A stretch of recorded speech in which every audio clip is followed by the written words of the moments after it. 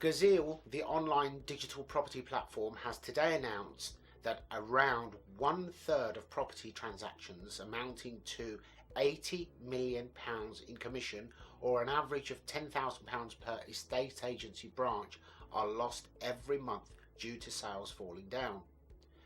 That's without taking into account the loss to you, the individuals, if you have gone all the way through the conveyancing process only to have your sale or your purchase fall down at the last hurdle, leaving you possibly thousands of pounds out of pocket.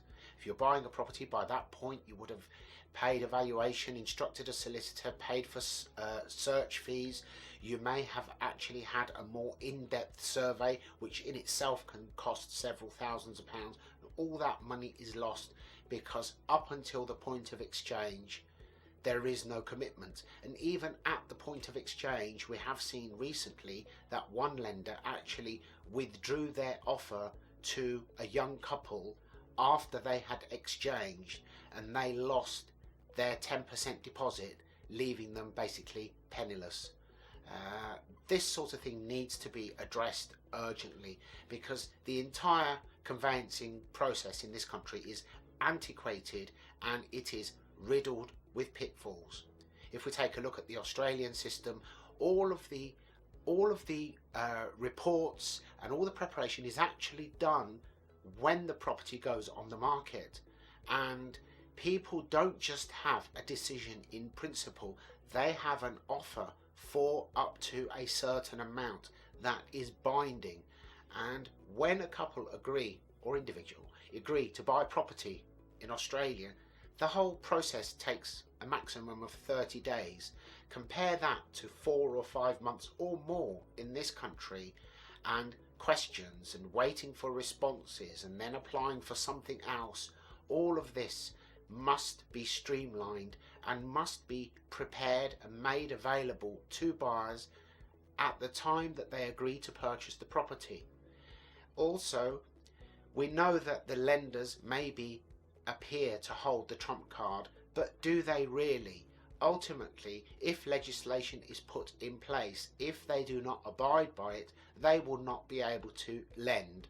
So they only hold the trump card as long as the law allows them to.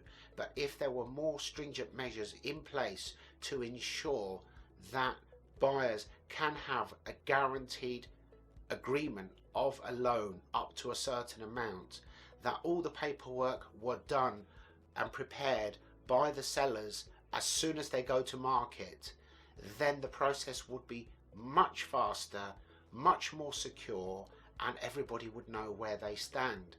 There also needs to be something in place when a purchase or a sale is agreed, that there will be penalties if either side withdraws to cover the other side's losses, because these can result in a significant loss.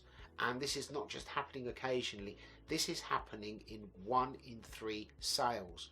And going forward over the next quarter, as we approach the end of the stamp duty holiday, that may increase even more, as some buyers may find that they will not complete in time for the end of the stamp duty holiday and may literally pull out from the sale with no consequence to them whatsoever.